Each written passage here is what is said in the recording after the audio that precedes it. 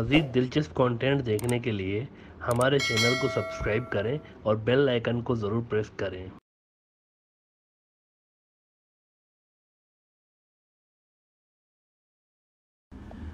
नाज़रीन, परसों एक अजब वाक़या हुआ है, बहुत ही हैरान कर देने वाला वाक़या हुआ है। इसके बारे में कल के एपिसोड में हमने आपको सरसरी तौर पर तो बताया था, लेकिन आज हम आपको इसके बारे में डिटेल में बताने जा रहे हैं, क्योंकि बात ही कुछ ऐसी है। हम तो हैरान इस वाक़ये से बिल्कुल भी नहीं हुए, क्योंकि ब्रॉडर व्यू में ही हमने आपको पहले ही बता दिया था कि ऐसा जल्दी होने वाला है। लेकिन इंडिया के अंदर बड़े बड़े सियासी पंडित और बड़े बड़े न्यूज़ एंकर्स हैरान हैं कि ये क्या हो गया है। हुआ ये है कि परसों इंडिया के जो कतर में सफ़ीर है ना, वो मिले हैं जनाब जाकर किसके साथ, अफ़गान तालिबान के नुमाइंदों के साथ। और ये मुलाकात डिफरेंट इसीलिए थी क्योंकि अब तक मोदी सरकार छुप छुप के, बुर्का पहन के, चोरी चोरी चुपके मुंह छुपा के अफ़गान तालिबान से मिलने के अटैम्प्ट्स करते रहे। लेकिन ये वाली मुलाकात ओपनली धड़ल्ले से हुई है, दुनिया को बता के हुई है कि खुल्लम खुल्ला प्यार करेंगे। और इसको ऑफिशियली अनाउंस कर दिया गया है कि हाँ, हम मिले हैं अफ़गान तालिबान से, सो व्हाट, हमारे इंटरेस्ट हैं, इनको प्रोटेक्ट करने के लिए हम तो मिलेंगे। और इस मुलाकात को कंडक्ट करवाने का क्रेडिट किसको जाता है? इंडिया को नहीं जाता। इंडिया के कहने पे ये मीटिंग नहीं हुई, बल्कि कतर को क्रेडिट जाता है। कतर को बहुत ज़्यादा मिन्नतें, तरले, रिक्वेस्ट की गई कि सर या शेख अभी भी ज़रा हमारी सेटिंग करवा दें अफ़गान तालिबान के साथ, उनके और हमारे दरमियान मुज़ाकरात करवाएं, मीटिंग्स करवाएं। शुरू में कतरियों ने यह कहकर बात नहीं मानी थी कि शू आज़ा मस्करा या बाबा, लेकिन इंडिया के बार बार रिक्वेस्ट करने से, मिन्नतें तरले करने पे रूस से कहलवाया गया, कभी अमेरिका से कहलवाया गया कि जजमान कृपया कोई उपाय निकालें। यदि आपने कोई उपाय नहीं निकाला हमारी समस्या का, तो ये महाशय कश्मीर के अंदर पधारेंगे और ये हमारे लिए फिर चिंता का विषय बनेगा। अब मामला अफ़गानिस्तान तक तो बाकी नहीं रहेगा ना, इनके हमने हज़ारों लोग मरवाए हैं। अफ़गान नेशनल आर्मी को ट्रेनिंग दे करके जाओ, इनको मारो, लड़ो इनसे। अब तो ये बदला लेने के लिए इधर ना आ जाएं। तो बड़ा एक रिक्वेस्ट की गई। तो जनाब कतर में ये ऑफिशियली मुलाकात फिर हुई है इसके नतीजे में। और इसमें जो अहम तरीन मुद्दा रहा, डिस्कशन पॉइंट रहा, अंदर की बात बताते हैं कि इसमें हुआ क्या है। इस मीटिंग के अंदर उन्होंने क्या कहा है तालिबान ने, और इन्होंने क्या कहा है, ये सारी बात बताते हैं आपको। सबसे पहले जो बात इंडिया ने की ना, सबसे पहला सवाल वो ये किया कि सर आपकी तरफ से क्या अफ़गानिस्तान की सरजमीन इंडिया के लिए इस्तेमाल होगी। पहला सवाल ये किया गया। अफ़गान तालिबान का कहना था कि ये आपको किसने कह दिया है कि हम अपनी सरजमीन आपके ख़िलाफ़ इस्तेमाल करेंगे? कौन बोल रहा है आपको? हम तो नहीं बोल रहे। ये हरकतें तो आप करते रहे हैं पास्ट में। आपने अपनी इंडियन सॉइल इस्तेमाल की हमारे ख़िलाफ़। आपने हमारे दुश्मनों को ट्रेनिंग दे कर भेजा है इधर कि जाओ अफ़गान तालिबान से लड़ो। ये तो आप हरकतें करते रहे, छोटी किस्म की और घटिया हरकतें आप करते रहे। हम तो नहीं किए अभी तक, हमने तो कुछ नहीं किया ऐसा। तो इंडियन सफ़ीर साहब ने जवाब दिया फिर कि प्रभु ये आप क्या कह रहे हैं, आपको गलत फहमी हुई है, वी लव यू। ऐसा किसने बोला कि हमने अपनी सरजमीन आपके ख़िलाफ़ इस्तेमाल करवाई है? ऐसा नहीं है प्रभु, व्हाट आर यू सेइंग। हम तो मानते हैं कि वासुदेवा कुटुम्बकम, होल वर्ल्ड इज़ फैमिली। हमारे प्रधानमंत्री कई बार कह चुके हैं वासुदेवा कुटुम्बकम। तो अफ़गान तालिबान का कहना था कि फिर हमसे लड़वाने के लिए ये CIA के साथ मिलकर NDAS और अफ़गान नेशनल आर्मी को किसने ट्रेनिंग दी थी? ज़रा बताएं ना आप। इंडिया ने ट्रेनिंग नहीं दी थी CIA के साथ मिलकर, तो कौन दे रहा था? फरिश्ते दे रहे थे। अच्छा, ये भी मुद्दा रेज़ किया गया by the way Afghan Taliban की जानिब से कि आपका मीडिया अभी तक क्या बकवास कर रहा है, खुल्लम खुल्ला हमको आतंकवादी कह रहा है। यानी कि मज़ा हुआ नहीं मीटिंग के अंदर, बात बनी नहीं। इस मीटिंग का नतीजा भी वही निकला है जो पहले वाली गुफ्त-ओ-शुनीद का नतीजा निकलता रहा है, यानी निल बटा निल, ज़ीरो रिजल्ट निकला है। ये थी इस हालिया मीटिंग की अंदरूनी कहानी। इस पे बात हुई है, उन्होंने अपनी बातें की हैं, इन्होंने तालिबान ने जवाबन बातें की हैं कि आपका पिछला रिकॉर्ड ऐसा है नहीं कि आप पे भरोसा किया जा सके। लेकिन हिंदुत्व के भक्त हजरात के लिए हकीकतन एक बुरी न्यूज़ है, और वो ये कि हालिया जो यूनाइटेड नेशंस सिक्योरिटी काउंसिल की रिजल्ट आई है, जिसके अंदर अफ़गान तालिबान को दहशतगर्द ग्रुप नहीं बल्कि स्टेट एक्टर कहा गया है, कल हमने आपको बताया था। लेकिन सबसे अजब बात क्या है, ये तो कल हमने आपको बताया ना कि स्टेट एक्टर, इससे भी ज़्यादा अजब बात है, इससे भी ज़्यादा अजब बात है। वो क्या? वो ये कि खुद इंडिया की सरबराही में ये रेजोल्यूशन पास की गई है, इंडिया की सरबराही में। जी हाँ, यूनाइटेड नेशंस की सिक्योरिटी काउंसिल का मौजूदा आर्जी सदर, टेम्पररी सदर इंडिया है। इंडिया ने खुद इनको ऑफिशियली आलमी फोरम पर स्टेट एक्टर कह दिया है। इसीलिए इंडिया के अंदर असदुद्दीन अवैसी और दीगर जो अपोजिशन लीडर्स हैं चिढ़ा रहे हैं मोदी साहब को कि मोदी साहब ये तो बताएं ये दहशतगर्द हैं या नहीं है, पहले ये जवाब दे दें।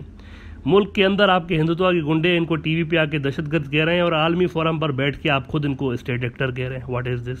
इंडियन मीडिया के अंदर जो भक्त हजरात है, इनकी जो मर्जी कहे, इंडिया के अंदर बीजेपी के नेता, यूपी के चीफ मिनिस्टर योगी आदित्यनाथ अफगान तालिबान के लिए जो मर्जी कहें, लेकिन आलमी फोरम पर इंडिया ने यूनाइटेड नेशंस की सिक्योरिटी काउंसिल के बाकी अरकान के साथ मिलकर इनको स्टेट एक्टर डिक्लेयर कर दिया है। यानी आप यूँ समझिए कि यूनाइटेड नेशंस की सिक्योरिटी काउंसिल के एक तो परमानेंट मेंबर होते हैं ना, जिनके पास वीटो पावर होता है, रूस, चाइना, अमेरिका वगैरह वगैरह, लेकिन एक वो भी होते हैं जो कि टेम्पररी होते हैं, 2-2 साल के लिए बनते हैं। कभी पाकिस्तान बन जाता है, कभी इंडिया बन जाता है, कभी कोई और मुल्क बन जाता है, 2-2 साल के लिए बनते हैं। और आजकल इंडिया है, और इंडिया ने अपनी निगरानी में ये इंश्योर किया है कि अफगान तालिबान वाली रेजोल्यूशन के अंदर आतंकी लफ्ज़ ना हो। स्टेट एक्टर, ये तो स्टेट एक्टर है बेचारे, कौन बोला आतंकी, ये तो स्टेट एक्टर है। कल को इंडिया इनको फ्रीडम फाइटर कहेगा, ये हम आपको पहले ही बता दें। इनको फ्रीडम फाइटर डिक्लेयर करेगा इंडिया, क्योंकि अफगान तालिबान ये डिमांड रखने जा रहे हैं कि सबसे पहले आप ऑफिशियली तस्लीम करें कि हम जो है वो फ्रीडम फाइटर थे और हम एक्सेप्ट करें, उसके बाद बात आगे बढ़ेगी, ऐसे बात आगे नहीं बढ़ेगी। क्लियरली डिमांड्स रख दी हैं अफगान तालिबान ने कि भाई नाक रगड़ें, सबसे पहले आप ये कहें कि हम फ्रीडम फाइटर थे जो कि बाहर की गाज़पाना, बाहर की इन्वेडर से हम लड़े, अमेरिका से, और जीते हम, तो हम फ्रीडम फाइटर थे, पहले हमको तस्लीम करें, फिर हम बात करेंगे कि आपके साथ आपको क्या ट्रीटमेंट करना है आपके साथ। अब मसला ये है इंडिया के अंदर कि मोदी साहब की सियासत हिल गई है। सेंसिबल भक्त हजरात जो है ना इंडिया बीजेपी के अंदर, सेंसिबल लोग भी हैं बाय द वे, ऐसा नहीं कि पूरा का पूरा बीजेपी ऐसा है, सेंसिबल अच्छे लोग भी हैं, मुनासिब लोग हैं। वो तो पूछेंगे ना मोदी साहब से कि माई बाप, हमें सोमनाथ का मंदिर दिखा के 4 दिन पहले, वहाँ पर आप कहते हो कि आतंकियों का राज ज़्यादा नहीं चलता, और उधर यूनाइटेड नेशंस के अंदर जाकर आप वही ज़बान बोल रहे हैं जो कि चीन और पाकिस्तान की ज़बान है अफगान तालिबान के लिए। क्या आपने हमें उल्लू समझ रखा है? क्या आपने हमें पागल, हमारे चेहरे पे कुछ लिखा हुआ है? What is this? इस कदर मुनाफिकत है जी, हिपोक्रेसी की भी सीमा होती है मित्रों। ये सवाल उठाएंगे ना भक्त हजरात, जो सेंसिबल भक्त हजरात हैं, वो तो उठाएंगे ना ये सवाल कि ये क्या हो रहा है कि इंडिया के अंदर हमें अलग लॉलीपॉप दिया जा रहा है और आलमी फोरम पर टोन ही चेंज हो जा रही है। What is this? Afghan Taliban आतंकी ग्रुप हैं या नहीं है, पहले ये तो क्लियर करें ना। बड़ी कन्फ्यूजन है इंडिया के अंदर, हैं आतंकी या नहीं है। मीडिया लगा हुआ है आतंकी डर है, और मुल्क के बाहर जाके देखें तो ज़बान ही अलग है, टोटली डिफरेंट, जैसे कि इंडिया है ही नहीं, पाकिस्तान बात कर रहा हो जैसे कि, इस तरह की ज़बान।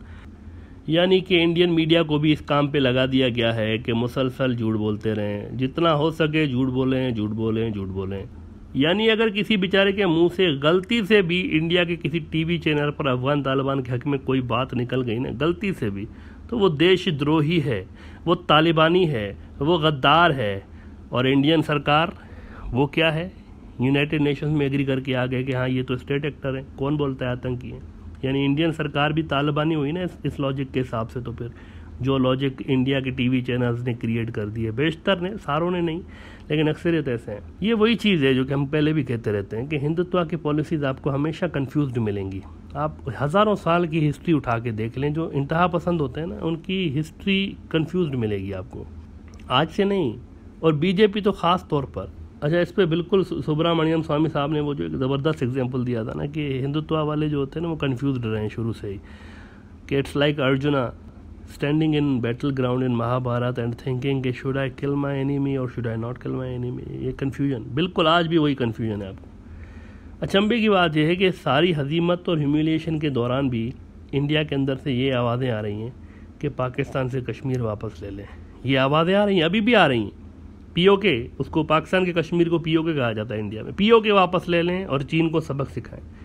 जी हाँ, ये वाली बीन अभी बंद नहीं हुई इंडिया के अंदर, ये हम आपको बता दें, ये बीन बंद नहीं हुई। बहुत से वहाँ के अहम तरीन नेता अभी भी यही बात कह रहे हैं कि ये सारी ह्यूमिलिएशन और ये जो हजीमत हुई है ना, ये जो इंसल्ट हुई है, इसको मिटाने का तरीका ये है कि आप वापस लें कश्मीर और चीन को सबक सिखाएं। अच्छा, और कोई इसका नोटिस ले ना ले, चीन ने इसका नोटिस लिया है। इस किस्म की जो खबरों का नोटिस लिया हुआ है चीन ने, और चीन ने रिस्पॉन्ड किया है। चीन का सरकारी अखबार है, सरकारी तौर पर ये ग्लोबल टाइम्स जो भी लिखे समझे चीन की सरकार बोल रही है। तो ग्लोबल टाइम्स लिख रहा है कि जंग छेड़ने की बातें तो कर रहे हैं, लेकिन इसके कॉन्सिक्वेंसेस क्या होंगे इसका अंदाज़ा भी है आपको। ये इंडियंस को कह रहा है, बीजेपी सरकार को, इसका अंदाज़ा है आपको कि जंग छेड़ने के कॉन्सिक्वेंसेस क्या होंगे। और चीन कह रहा है कि China national strength is much stronger than that of India. India is doomed to be a loser if it provokes a border war again. ये हाल है। चीन ने रिस्पॉन्ड किया है। ये जो बीन बजाई जा रही है ना कि अफगानिस्तान में बड़ी जिल्लत आमेज शिकस्त हुई है, इसका बदला पीओके में लें या चाइना से लें, तो चाइना ने इस पर रिस्पॉन्ड किया हुआ है कि बहुत ही बुरा हाल होगा आपका, खबरदार रहिएगा। चीनी मौके की ताक में असल में कि वहाँ से ज़रा सी शुरुआत हो इंडिया से और हम चढ़ दौड़ें लद्दाख और अरुणाचल प्रदेश के ऊपर। इंडिया और चीन के हालात आने वाले टाइम में मज़ीद ख़राब होने वाले हैं। ये हम आपको पहले ही बता देते हैं कि नियर फ्यूचर में बहुत ज़्यादा हालात ख़राब होने जा रहे हैं इंडिया और चाइना के। अफ़गानिस्तान भूल जाएं आप, we have been telling you since long time now कि अफ़गानिस्तान भूल जाएं। ये सारे महाद रैप अप हो रहे हैं। अफ़गानिस्तान वाला महाद है, ये रैप अप हो रहा है। अब जो नया फ्रंट स्टार्ट होने वाला है ये चीन के और इसके आसपास के इलाके हैं, और इंडिया के लिए मुश्किलातें इस वजह से बढ़ने जा रही हैं, नॉर्थ ईस्ट में भी, और तमाम जो उसका बॉर्डर है चाइना के साथ और पाकिस्तान के साथ, यहाँ भी बढ़ने जा रही है, नॉर्थ ईस्ट में भी बढ़ने जा रही हैं। अब ये नए फ्रंट है। अब अफगानिस्तान भूल जाए, वो रैप अप हो गया, वो मसला ख़त्म हो गया। वहाँ पे अब ज़्यादा से ज़्यादा प्रॉक्सी वॉर्स होंगी, यानी ISIS-K को एक्टिवेट किया जाएगा, वो इधर उधर करेगी। लेकिन इस सिलसिले में कोई बहुत बड़ी जियोपॉलिटिकल चेंज नहीं आने वाली, क्योंकि ISIS-K एक ग्रुप है ना, वो क्या करेगा, कहाँ कहाँ पे जाके ज़्यादा से ज़्यादा जाके स्ट्राइक करता रहेगा। अगर ये सस्टेन कर जाते हैं अगले 15-20 साल, ज़्यादा से ज़्यादा ये क्या करेंगे कि BRI के प्रोजेक्ट्स को टारगेट करेंगे, फिर 2-4 महीने चुप हो जाएंगे, फिर किसी और प्रोजेक्ट को टारगेट करेंगे, इस तरह से ब्लीड करवाने की कोशिश करेंगे। लेकिन जियोपॉलिटिकल शिफ्ट मतलब फौरी तौर पर नहीं हो सकती। इसके नतीजे में ऐसा नहीं हो सकता कि कोई अफगानिस्तान से चाइना का इन्फ्लुएंस ख़त्म हो जाएगा, पाकिस्तान का इन्फ्लुएंस ख़त्म हो जाएगा, ऐसा नहीं हो सकता। लेकिन यहाँ पे ये जो इंडिया का बॉर्डर चाइना के साथ है और पाकिस्तान के साथ है, यहाँ पर एक जियोपॉलिटिकल शिफ्ट आपको नज़र आ सकती है। इंडिया के अंदर से ही कुछ ना कुछ उभर के निकल आ सकता है, जिन कोई बहुत बड़ा, और वो फिर मैप को भी चेंज कर सकता है और कुछ इस तरह की चीज़ें, क्योंकि बहुत बड़ी तंजीम है ना, इनका वॉल्यूम बहुत ज़्यादा है। नॉर्थ ईस्ट में अगर आप जाएँ तो नागालैंड का और इनका कोई चप्पा ऐसा नहीं है, चप्पा एक इंच उसका ऐसा नहीं है जहाँ पे आपको ये अलहदगी पसंद तहरीकें ना मिलती हों। उनकी प्रेजेंस है, बड़ी भरपूर प्रेजेंस है, इनका सिस्टम बना हुआ है। ऐसे ही ये सारे बॉर्डरिंग एरियाज़ में है, और फिर मिलिट्री थ्रेट तो वैसे ही है LAC पे और LOC पे। तो ये नया महाज है, इसको देखें आप।